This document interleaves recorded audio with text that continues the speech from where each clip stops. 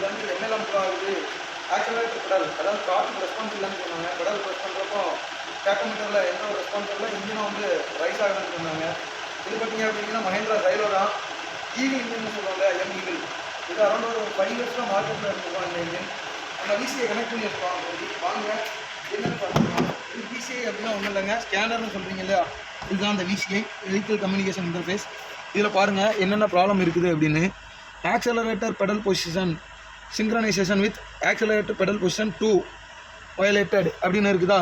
இது தாங்க ப்ராப்ளம். அதுக்குள்ளே வந்து 2 சென்சார் இருக்கும் ஆக்சலரேட்டர் பெடலில். அதுதாங்க அது பொட்டன்ஷியோமீட்டர்னு சொல்லுவாங்க உள்ளுக்க.